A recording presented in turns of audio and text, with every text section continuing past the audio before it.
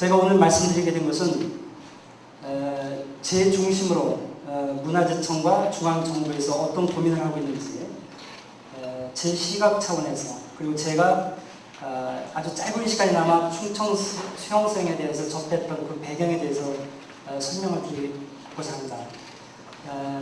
아까 임근혁 회장님께서 말씀하셨듯이 이 행사는 원래 충청 수용성이 국가 지정문화재로 승격되기 위한 어떤 기초 작업으로서 이제 준비되었다가 이게 너무 이제 빨리 되니까 이것이 좀 때 늦은 감이 있지만 그 나름대로 의미부여는 충청 수용성이 국가 사석이 된 이후에 어떻게 할 것이냐, 이제 거기에 대해서 우리가 이제 고민을 하는데, 그런 고민은 저희 문화청에서 합니다.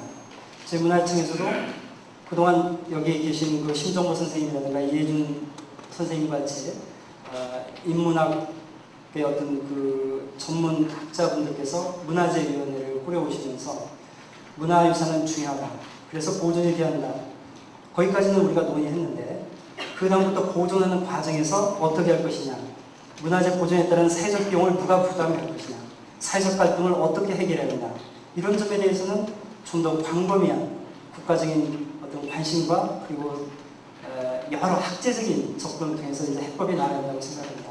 오늘 이 지역사회지만은 그러한 토론회장이 되었으면 합니다. 제가 배경에 대해서 먼저 말씀을 드리면, 이번 충청 수용성이 우리가 예상했던 것보다 빨리 국가 지정문화재로 승격이 되었던 것은 향토 시민사회, 바로 이 자리에 계신 여러 선생님들 말씀해 주십니다. 그리고 지방정부, 보령시의 시장님의 관심과 그리고 담당 과장님의 열정으로 이것이 가능했고요. 그리고 중앙정부 문화재청에서도 어떤 특단의 조치를 통해서 삼박자가 어우러졌다, 그렇게 저는 생각을 하고 있습니다. 제가 몇 가지 사진을 좀 송구스럽지만 보여드릴까 합니다. 제 사진이 좀 나와서 죄송합니다.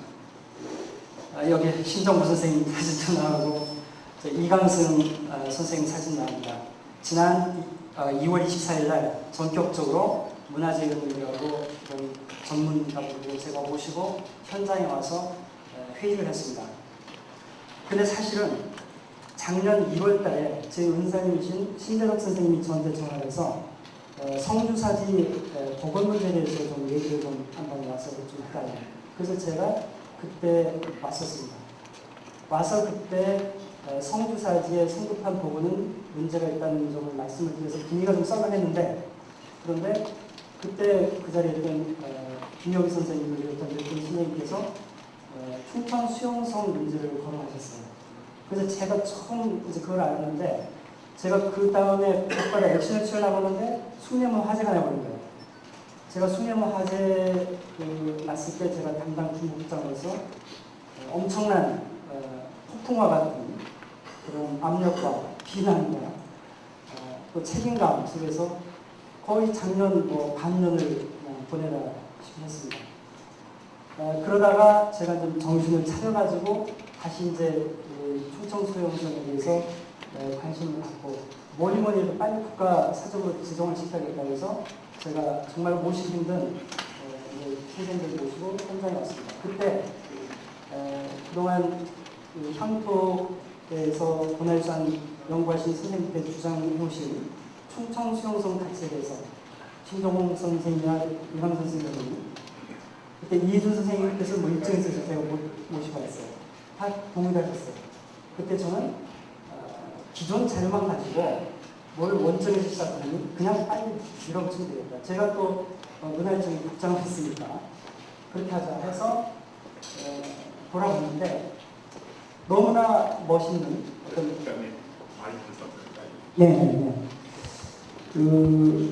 충청성의 어떤 지형적 특성이나 입지가 아주 굉장히 수려하고 전략적 요충이다. 이런 것들을 어떤 스토리로서 발전시키면 상당히 좋겠다. 뭐 그런 결론을 내고요. 그럼 이 사진에서 보듯이 지금 교회 건물도 보이고 우리 충청수용성의 본래 건물도 보이는데, 이러한 어떤 이제 여러 가지 어떤 갈등 문제를 어떻게 해결해야 할 것이냐, 이런 과제들도 우리가 이제 착안을 하게 됐습니다. 과거처럼 다시는 무관심 해서는 안 되고 또 수동적이어서는 안 됩니다. 그리고 제가 후가 말씀을 드렸지만 다른 지방자치단체에서 범하는 시행착오는 범하지 말자라는 얘기도 많이 있었습니다. 그러다가 제가 27일 날 서울에서 김용희 선생님하고 여기에 참석해 주신 이민식 향후 등 몇 분이 해서 충청 수용성 문제에 대해서 서울에서 다시 또 얘기를 나눴습니다. 김용희 선생님께서 빨리 국가사직이 됐으면 좋겠다고 말씀하셨고 저는 빨리 상반기에 해서 내년도 예산을 받도록 하겠다고 약속을 드렸습니다. 그래서 결국은 존재는 문화유산 가치뿐만 아니라 미래 발전 잠재력에 주목해서 충청 수용성이 국가사적으로 빠른 시일 내에 등재가 된 것입니다. 그리고 이런 판단을 하게 된 것은 문화유산이 과거에 문화재 관리국 시절에 그냥 문화재를 보존하는 그런 어떤 화석화된 문화재 보존이 아니라 지역 발전에 있어서 전략적으로 매우 중요한 자원이라는 것이 우리나라뿐만 아니라 국제적으로 인식이 되고 세계유산 하나 등재하려고 지금 각국이 엄청난 경쟁을 하고 있습니다. 이런 사회에 있어서 이 충청수용성이 빨리 국가사직으로 준비됐다. 그리고 이것을 통해서 지역의 정체성 활용이라든가 주민의 자긍심 조성, 그래서 지역 발전의 원동력을 삼을 어떤 그런 기회가 되기를 했었던 것입니다. 충청 수용성이 국가사적으로 승격 지정된 것에 대한 의의에 대해서 6가지로 간단히 말씀드리겠습니다. 실제로 충청 수용성이 그동안 지방 기념물로 있었던 것은 충청 수용성이 가지고 있는 여러 잠재적인 가치가 저평가됐었다. 그렇지만 이번 국가 지정문화재로 승격된 것은 상당히 이제 그 가치를 제대로 받았는데 지금 어떤 문화재가 절대적인 가치가 있느냐 없느냐 그거보다도 거기에 관련된 거기에 어떤 애착을 가지고 있는 그런 전문가들, 이해당사자들이 열심히 노력을 하면 그 잠재적 가치가 부각이 되고 그렇지 못하면 죽어가는 것이 국제적 현실입니다.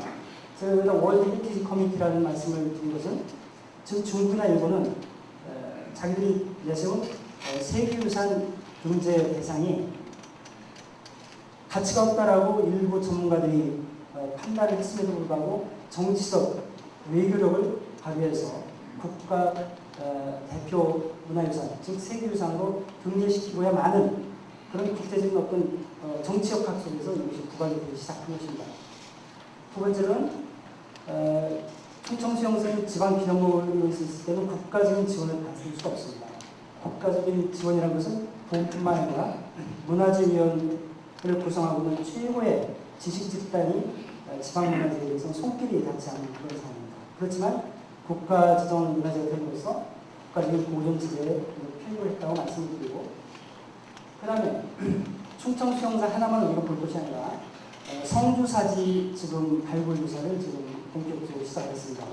60년대 하다가 만 것을 이제 본격적으로 하고 이런 발굴조사를 통해서 경력이 확인되고 그리고 그 지층을 메우고 있는 여러 층의 소중한 문화유산들이 규명이 되면 그걸 바탕으로 정비 어떤 식으로 할 것이냐 복원을 어떻게 할 것이냐 이제 그것이 서해권에서 아주 중요한 문화유적으로 발굴을 할 것입니다.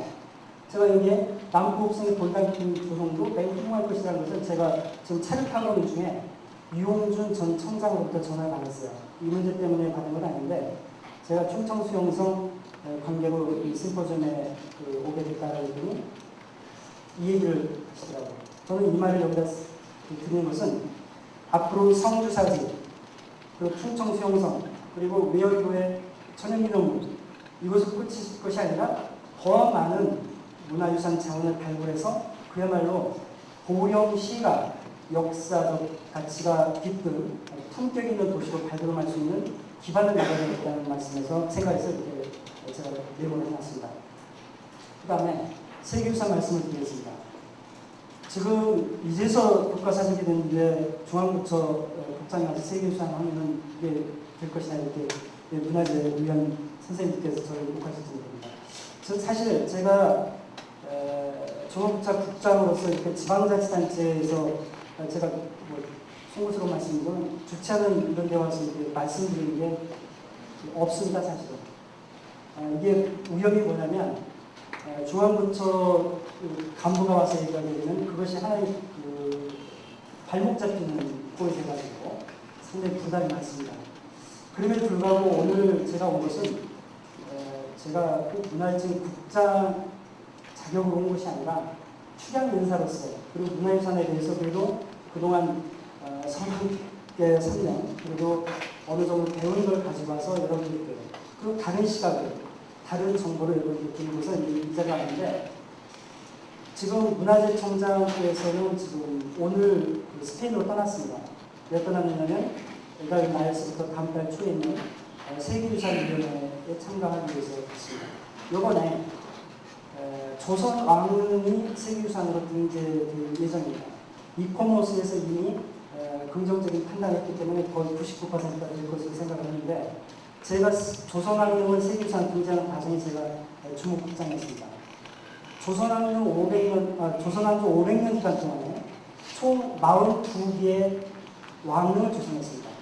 그 중에서 2개는 북한 지역에 있고 40개가 지금 남한 지역에 있는데 그 40개 중에서 태릉이라든가 서산릉 같이 아주 엉터리로 아주 훼손이 된 왕릉도 있고 또 동릉과 같이 잘 보존이 된 왕릉도 있었어요.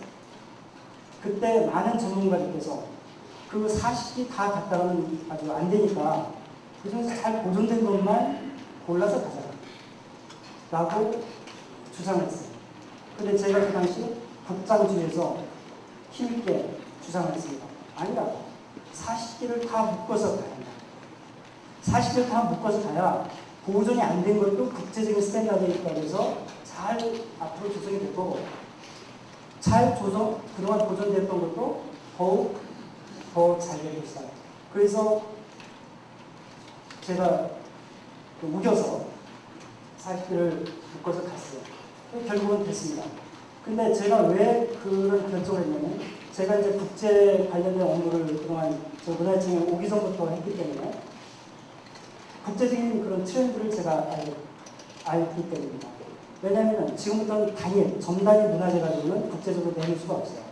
지금부터는 묶어야 되는 거거든요. 그래서 지금 이화재 총장님이라든가 많은 그 역사학자들은 다음 우리 세계유산 대상은 한국의 6.25 유적, 이제 공자의 어떤 유적 문화를 갖다가 우리가 어떤 문화유산을 반영한 그런 것들이 지금 경산성이라든가 상당히 많은데 지금 중국은 그 문화혁명 과정에서 그 유교문화권에 관련된 모든 것들이 다 파괴가 된 거예요. 중국은 없어요. 그렇지만 우리나라는 그것이 상당히 잘 보존되었으니 우리나라의 그 유교문화권에 있는 유적들을 잘 묶어서 하면 이건 백전백승이다. 그래서 지금 저들이 그 검토를 하고 있는데 그렇게 묶어서 가야 우리가 생산이 있는 거예요. 이번에 충청권이 세계유산이 하나도 없어요. 제가 충청권으로서 제가 가슴 아프게 생각하는 것은 경상도 지역, 전라도 지역은 제가 세계유산 경제 신청할 때 열심히 뛰어서 도와주는데 정작 충청도는 하나도 없다. 거기에 대해서 가슴 아프게 생각하는 이번에 외양마을을 하해 마을과 양동마을과 섞어서 신청하려고 했는데 외양마을이 잠정 목록이 아니거든요. 그래서 못했어요. 그래서 지금 못했는데 그냥 이것은 그 아이디어입니다. 그냥 충청 수용선이 잘 유적이 보존이 되고 정비가 된 다음에 다른 지역에 이런 지역과 해서 묶어서 제가 이제 해군 유적이라 했는데 이거야 뭐 여러 가지 명칭으로 갈 수 있어요. 그러니까 우리도 가능성이 있다는 거예요. 충청도에도 세계유산을 가질 수 있고 보령도 가질 수 있다. 그런 자신감이 굉장히 중요하다. 그래서 제가 좀 잠시만 더 말씀드릴게요. 그 다음에 제가 이제 제목을 녹색자원이라고 말씀드렸는데 지금은 공장을 지어서는 안 됩니다. 제 소관이 이제 고도보존과라고 있는데 고도보존특별법에서 경주, 부여, 공주, 익산 4개 지역을 이제 고도로서 조성을 하는데 주민 반발이 아주 심합니다. 주민들은 산업 클러스터라든가 공장을 지키기를 원하고 있어요. 근데 제가 주민 설명에 가서 얘기를 합니다. 공장을 지어서 화석연료를 떼게 되면 여기는 생태계는 다 파괴가 되고 여러분들은 지속 가능한 발전 잠재력을 다 잊어버렸는데 어떻게 할 것이냐. 한번 얘기해봐요. 그래서 지금 저는 전국에 주민들을 설득하는 데 제가 최전선에 나서서 경우에 따라서는 TV 생방송으로 나가고 경우에 따라서는 인터넷 TV로 나가고 이런 식으로 설득 작업을 하고 있는데 지금 보령 같은 경우에는 제가 볼 때 다양한 자원들이 있습니다. 지금 해수욕장이라든가 머드축제 같은 이것도 일종의 녹색 자원이거든요. 화석을 이용해서 CO2 가스가 배출되지 않으니까 그래서 상당히 좋은 자산이 됩니다. 여기에 어촌 수용성이라든가 다른 여러 가지 그 유산, 유형 이런 유산들을 묶어서 지역 발전의 어떤 그 전략적 자원으로 삼을 수가 있습니다. 이게 이제 마지막인데 제가 그 얼마 전에 제가 이제 충청남도청에서 우리 충청남도에 있는 각 신분 문화관광 담당들, 과장님들 연찬하는 자리에서 제가 초청 강연을 좀 했어요. 그때 제가 제안한 것이 뭡니다. 지금 남해안 지역에 있는 관광벨트라든가 국가기능 특별회의에서 조성이 되는 추진되는 여러 가지 사항이 거의 지금 끝나가고 있어요. 지금 그리고 조만간에 새만금이라고 하는 엄청난, 그러니까 여의도 240개에 달하는 지역이 지금 한국의 두바이로서 지금 팔바꿈하고 있는 거예요. 그렇게 되면 천안은 지금 엄청난 인구 77, 80만 명의 인구가 살고 있는 대도시화가 되고 있고 새만금은 지금 여의도 240대 지역에 그야말로 엔터테인먼트와 그리고 여러 가지 관광산업이 어우러진 그런 단지가 조성이 되면 그 중간에 완전히 공동화 현상이 벌어질 것 같은 우려가 드는 거예요. 저는 중앙국제에서 이런 걸 전체 전국을 볼 때 그런 걱정이 드는 겁니다. 그래서 보령은 보령, 부여는 부여 그렇게 따로 놓지 말고 벨트화해서 충청도에 있는 서로 뭉쳐가지고 잘 될 수 있는 전략적인 연대 계획을 세우자.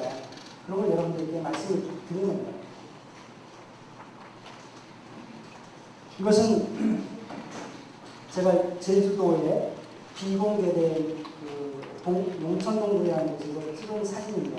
제가 찍은 사진인데 이 사진을 보면 희망이 보이는 사진이라서 제가 그 중앙공무원교육원 그 북한법 교육 나갈 때도 저 사진을 꼭 앞에다 소개하고 그러는데 이 사진이 시상가가 큽니다. 저 출구로 나가기 위해서는 이 관건 세 가지가 해결됩니다. 첫째는 우리 보는 전략과 비전이 있어야 합니다.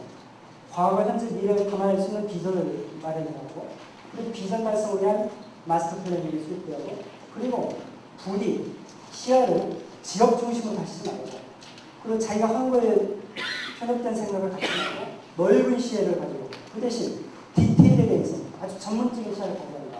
그래서 문제도 가져가고 예산도 가고 그리고 주민들의 동의라는 사회적 자원도 얻어갑니다. 그 다음에 합의가 중요합니다. 사회적 합의가 중요합니다. 그 다음에 민간협력 제도가 중요합니다. 그리고 저희 문화재청과 같은 다른 문화체육관광부와 같은 중앙부처와의 소통관계가 중요합니다. 그리고 여기서 정치하시는 분들 많이 계시죠. 그래서 그분들이 표만 넣지 말고 지역사회에 대해서 여러 가지 이러한 좋은 선물도 줘야 한다고 저는 생각하고 있습니다. 그 다음에는 조화 품격입니다. 일부 당사자 이해가 과대 반영돼서는 안 됩니다. 이거는 제가 왜 이 말씀을 드리냐면 경주 지역에 보면 엄청난 문화 유산 자원이 많습니다. 그렇지만 정치적 이해도식에 따라서 얼마나 좁은 시야에 따라서 그 문화유산 자원이 파괴가 되는지 그리고 그 잠재력을 충분히 발휘하지 못하는지 그걸 경험을 통해서 알게 됩니다. 그러니까 자기가 무엇을 하든 교육을 하든 정치를 하든 공무원 일을 하든 간에 이 문화유산이 제 가치를 발휘하기 위해서 10년이 걸린다고 하면 10년 동안의 그 시간 동안에 기다려주고 인내를 하고 그런 역량이 필요하다는 것입니다. 그 다음에 보존과 개발, 보존과 활용. 제가 황교장 선생님이 일어나신 거 보고 빨리 좀 끝내라는 말씀이신데 좀 드릴 말씀이 많지만 간단하게 이 말씀이 굉장히 중요합니다. 왜냐하면 보존을 지나치게 하면은 그 지금 개발을 하지 말라는 소리처럼 들리고요. 그리고 관광사를 많이 하자는 소리는 보존하는 과정에서 보증 절차 적당히 거치고 적당히 그냥 원형 그냥 파괴하고 하는데 그게 아니에요. 그래서 오천 수용소를 비롯한 성주 사진을 비롯한 고령의 문화유적은 이러한 균형과 조화 형식이 좀 있으면 좋겠다. 그에 따라서 갈등 관리도 좀 돼야겠다. 즉 갈등 관리라는 것은 예를 들어서 그 문화유적에 관련된 토지 소유자 그리고 그 문화유적에 관련된 여러 이해 당사자들이 각자 이해관계가 서로 교차합니다. 그래서 어떻게 관리할 것이냐. 그것은 고령시 공무원뿐만 아니라 이 자리에 모이신 여러 선생님들께 함께 논의할 상황입니다. 그 다음에 아는 만큼 보인다는 이용준 교수가 이제 보이는 제 문화유적 국세에서 한 얘기인데 저는 한 말씀 더 드려서 아는 만큼 보이고 보이는 만큼 넓은 세상을 경영한다. 그래서 눈높이를 좀 높여야 한다는 그런 말씀을 드립니다. 제가 이것은 그 2004년도 파리에서 찍은 사진인데 그 동그라미 하신 그 교수분들을 보게 되었습니다. 국제기구 이코머스가 굉장히 중요합니다. 유네스코보다 더 중요한 역할을 하는 건데 거기에 일본이 느끼는 모습은 뭐라고 하냐면 경주가 문화유산을 파괴하고 있다. 그렇게 진단하고 있는 반면에 솔라르, 기후로 솔라르라는 거는 북한 공격 부분을 세계유산을 굉장히 가지면서 저와 여러 차례 만나가지고 지원을 좀 아끼지 않는 그런 분인데 여러 차례 조성하는 세계유산 등장하는 과정 그리고 한국의 민속마을 준비하는 과정에 한국에 들어갔어요. 그 과정에서 이런 얘기를 했어요. 한국인 중국인과 일본인들이 잘 못하는 뭘 하냐면 자연과의 조화 속에서 철학적 세계의 미적 가치를 추구하는 지혜를 가졌다. 정말로 우리 고령예술 이분의 찬사를 이렇게 현실적으로 인정해 보여야 한다고 생각하고요. 그 다음에 지금은 하드웨어 시대가 아닙니다. 문화와 같은 소프트파워가 중요하고 지금 토목적인 공사로 해서 물질적 풍요만 중요한 것이 아니라 어떤 문화와 생태가 어우러져 정신적 만족을 세우고 그리고 지역 경쟁력은 자연과 조화된 문화자원의 관건이다. 이런 말씀을 드리고 그 다음에 녹색 성장의 지속 가능한 자원 개발은 지금 오세훈 시장은 이런 얘기를 했어요.